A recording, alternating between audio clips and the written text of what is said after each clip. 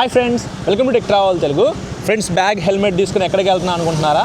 ఏలూరు అయితే వెళ్తున్నాం అనమాట. పండు వాళ్ళ ఫ్రెండ్స్ని మీట్ అవ్వడానికి. నాతో పాటు రాజవంశీ అయితే ఉన్నాడు. సో తన ఎక్స్పల్స్ 200 4V Pro వేసుకుని అయితే వస్తున్నాను అనమాట. సో ఇద్దరం కలిసి అయితే స్టార్ట్ అయ్యాము. ఎందుకో మధ్యలో వ్లాగ్ అయితే రికార్డ్ చేయాలనిపించింది నాకు. సో తను కూడా వ్లాగ్ రికార్డ్ చేస్తున్నానంట. మిగతా విషయాలు వెళ్తూ మాట్లాడుకుందాము. ఎక్కేసి ఇప్పుడు మీ ఇద్దరు రన్నింగ్ బైక్ రేస్ పెట్టుకుంటారా ఏంటి? బైక్ రేస్ ఏం పెట్టుకోము, మెల్లిగానే వెళ్తాం. పెట్టుకునేది సరే. సో ఈ వెహికల్ అయితే ఇప్పుడు చాలా బాగుంది ఇంతకు ముందుతో కంపేర్ చేసుకుంటే. ఇంజిన్ ఆయిల్ అనేది మెయిన్ బ్రో. ఇంజిన్కి లోపల ఆయిల్ అనేది చాలా ఇంపార్టెంట్ అనమాట. సో మీరు ఎంత మంచి ఇంజిన్ ఆయిల్ పోసుకుంటారో అంత మంచిగా పెర్ఫామ్ చేసేది వెహికల్ అయితే. నేనైతే పార్ట్స్ అన్నీ కొనుక్కొని ఇంట్లో పెట్టుకున్నాను. షోరూమ్కి వెళ్ళి చేపిద్దామంటే సర్వీసింగ్ కుదరట్లేదన్నమాట. బయట మెకానిక్ దగ్గర సర్వీస్ చేపిద్దామని చెప్పేసి పార్ట్స్ అయితే కొనుక్కొచ్చాను. దానికి సంబంధించిన వీడియో కూడా ఆల్రెడీ మీరు చూశారు కదా. సో ఎయిర్ ఫిల్టర్ మార్చుకోవడం నాకు తెలుసు, ఇంజిన్ ఆయిల్ మార్చడం తెలుసు, ఆయిల్ ఫిల్టర్ మార్చడం కూడా తెలుసు అనమాట. బ్రేక్ ప్యాడ్స్ ఒకటి, ఈ డిస్క్ లోపల అది ఆయిల్ ఉండేది కదా ఇక్కడ, disc oil. So disc oil, brake pads, clutch cable, throttle cable పెండింగ్లో ఉన్నాయి. మిగతావన్నీ నేను మార్చేసేసాను అనమాట. డిస్క్ ప్యాడ్స్ అయితే ప్రజెంట్ బాగానే ఉన్నాయి. ఇఫ్ ఇన్ కేస్ వద్దు తీసి కొత్తవి వేద్దాము అని మెకానిక్ అంటే మాత్రం అవి కూడా మార్చేసేస్తాను. స్పార్క్ ప్లగ్ కూడా కొత్తది వేపించాలి. అప్పుడు ఇంకా వెహికల్ అయితే బ్రాండ్ న్యూ అనమాట. వాటర్ వాష్ చేసేస్తే సర్వీస్ అయితే అయిపోయినట్టే. మొత్తం డెడికేటెడ్గా ఒక వీడియో రికార్డ్ చేస్తాను. 4th సర్వీస్ అనేది నేను షోరూంలో చేయించకుండా బయట చేయించడం వల్ల నాకు ఎంత కాస్ట్ అయింది ఏంటి అనేది మీకు ఒక వీడియో రికార్డ్ చేస్తాను. ఇప్పుడైతే చాలా స్మూత్గా ఉంది. అలాగే చైన్ దగ్గర ఇంతకుముందు సౌండ్ వచ్చేది కదా, అది బ్రేక్ అయిపోవడం వల్ల ఇప్పుడైతే ఆ సౌండ్ కూడా రావట్లేదు అనమాట. సో ప్రశాంతంగా ఇప్పుడు రైడ్ అయితే కంటిన్యూ చేయొచ్చు. ఇంకా ఏలూరు వెళ్తున్నాం అని చెప్పాను కదా. ఈ ఏలూరు ఎందుకు అంటే పండు వాళ్ళ ఫ్రెండ్స్ అనమాట, BGMI ఆడిద్దని చెప్పాను కదా. సో వాళ్ళ ఫ్రెండ్స్ని కలవడానికి వెళ్తున్నాము. వాళ్ళ ఊర్లో ఏదో ఒక జాతర ఉందంట, 7 yearsకి ఒకసారి జాతర చేస్తారంట. మమ్మల్ని అయితే ఇన్వైట్ చేశారు. రాజవంశీ, పండుని, నన్ను ముగ్గురం కలిసి అయితే వెళ్తున్నాం అనమాట. ఇవాళ నైట్ అక్కడ స్టే చేసి రేపు మార్నింగ్ చూసుకొని రిటర్న్ అయిపోతాము. ఇంకా ఇంటికి వచ్చిన తర్వాత ఈ వ్లాగ్ అయితే ఎడిట్ చేస్తాను. చాలామంది NS 160, N160, NS 200 ఈ వెహికల్స్ మీద వీడియోస్ అయితే అడుగుతున్నారు బ్రో. చాలామంది అయితే అడుగుతున్నారు అనమాట. కొంచెం వెయిట్ చేయండి. 2026 వెహికల్స్ అయితే ఫిబ్రవరి ఎండింగ్లో అలాగే మార్చి ఫస్ట్ వీక్లో వస్తాయి అనమాట. నేను కూడా వెయిట్ చేస్తున్నాను. కొన్ని షోరూమ్స్కి మేబీ వచ్చి ఉండొచ్చు. నేనైతే రికార్డ్ చేస్తాను, ఏవైతే వచ్చినాయో అవి రికార్డ్ చేస్తాను. ఇఫ్ ఇన్ కేస్ రాకపోతే మాత్రం నేను వెయిట్ చేసి అయినా సరే మీకు రికార్డ్ చేసి అప్లోడ్ చేస్తాను. చాలా సింపుల్గా రికార్డ్ చేస్తా బ్రో. వీడియో చూసిన వెంటనే మీకు క్లారిటీ వచ్చేసేయాలి.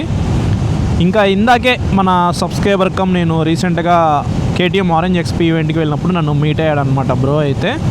సో తను అడిగారు అడ్వెంచర్ వెహికల్ ఒకటి కొనుక్కోవాలి, ఎక్స్పల్స్ 210 కొనుక్కోవాలా, SD అడ్వెంచర్ కొనుక్కోవాలా, అర్థం కావట్లేదు అని చెప్పేసి డెడికేటెడ్గా ఒక వీడియో రికార్డ్ చేస్తాను దాని గురించి కూడా. ఎందుకంటే నేను కూడా ఒక అడ్వెంచర్ వెహికల్ అయితే పర్చేస్ చేయాలని చెప్పేసి చూస్తున్నాను. ఎందుకంటే నా దగ్గర డ్యూక్ 200 అయితే ఉంది. సోలో రైడ్స్కి మాత్రమే ఈ వెహికల్స్ అయితే బాగుంటాయి అనమాట. పిలియన్ రైడర్ అంటే మా వైఫ్ని ఎక్కించుకొని వెళ్ళాలంటే మాత్రం ఖచ్చితంగా ఒక మంచి అడ్వెంచర్ వెహికల్ ఉంటే కంఫర్టబుల్గా ట్రావెల్ చేయొచ్చు అనమాట. అడ్వెంచర్ టూరర్ కొనుక్కోవాలా లేకపోతే అడ్వెంచర్ వెహికల్ కొనుక్కోవాలా 100% అడ్వెంచర్ చేయడానికి, ఆఫ్ రోడ్స్లో వెళ్ళడానికి అనేది నేను ఇంకా డిసైడ్ అవ్వలేదు. మొత్తం వీడియో ఒకటి చేస్తాను. మొత్తం నీట్గా ఏమేమి పాయింట్స్ ఎక్స్ప్లెయిన్ చేయాలి, ఎలా ఎక్స్ప్లెయిన్ చేస్తే మీకు అర్థమైందని చెప్పేసి నీట్గా నేను స్క్రిప్ట్ రాసుకొని మీకు అర్థమయ్యేలాగా చెప్తాను. సో 2 వీడియోస్ అయితే వస్తాయి మన ఛానల్లో మీకు.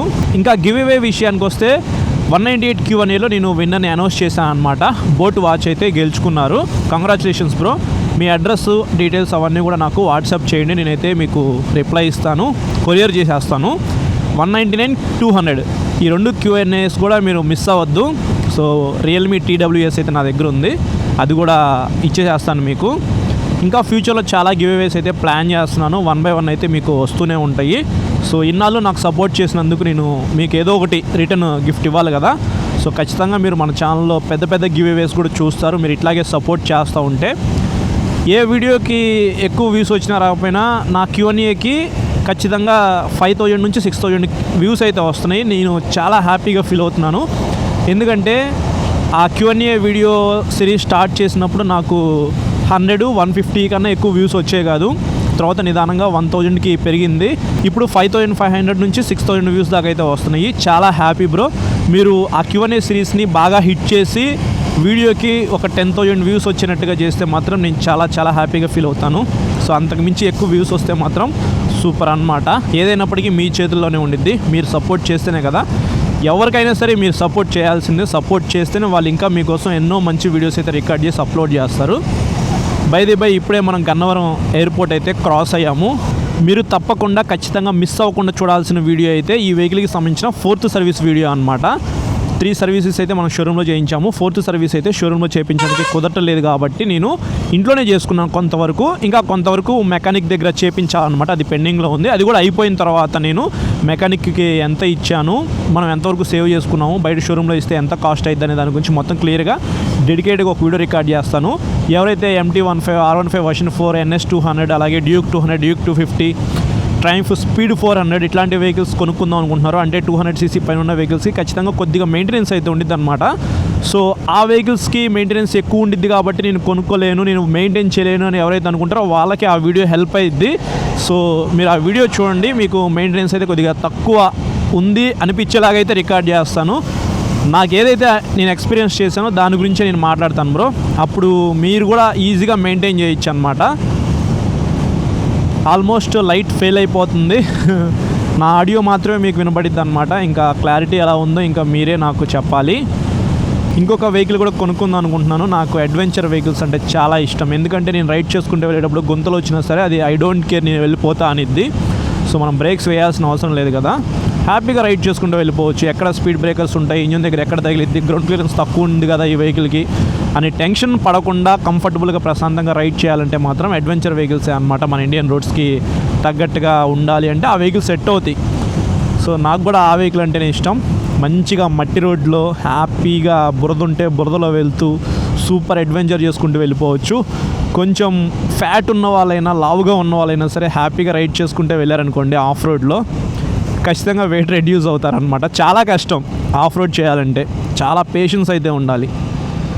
సో ఇది ఒక చిన్న టిప్ అని చెప్పుకోవచ్చు. సో ఇక్కడ రోడ్డు బాగుంది అని మీరు అనుకుంటే పప్పులో కాలేసినట్టే. అన్ఈవెన్ రోడ్స్ అనమాట. ఎక్కడ డౌన్ ఉండిద్దో ఎక్కడ అప్ ఉండిద్దో తెలీదు. చాలా జాగ్రత్తగా వెళ్ళాలి. ఎందుకంటే మేము రీసెంట్గానే ఇటువైపు ట్రావెల్ చేసాం కాబట్టి నేను చెప్తున్నాను. కొంచెం ముందుకు వెళ్ళగానే టోల్ గేట్ అయితే వస్తుంది.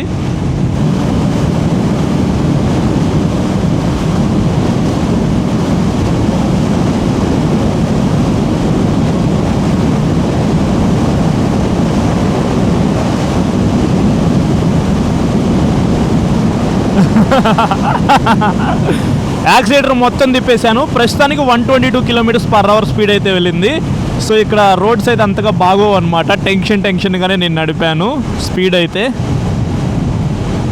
మ్యాక్సిమం 130 కన్నా ఎక్కువ స్పీడ్ వెళ్ళదని నేను అనుకుంటున్నాను. నేనైతే 125 km/h స్పీడ్ అయితే పోనిచ్చా ఇప్పటిదాకా. చెప్పే కదా కొద్దిగా ముందుకు వెళ్ళగానే టోల్ గేట్ వస్తుందని చెప్పేసి. So here is the toll gate. అదృష్టం కొద్ది మంది మోటార్ సైకిల్ అయిపోయింది కాబట్టి మనం టోల్ గేట్ కట్టాల్సిన అవసరం లేదు. మై గాడ్, కొద్దిగా క్యూ ఉంది ఇక్కడ. సో ఇటువైపు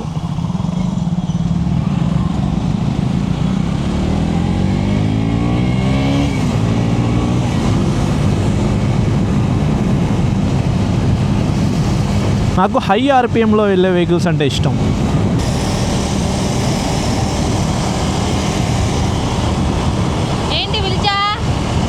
ఇంకెంత దూరం?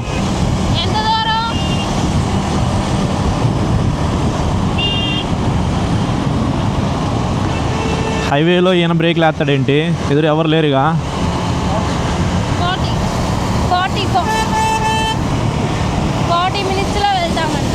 కిలోమీటర్స్ ఎన్ని?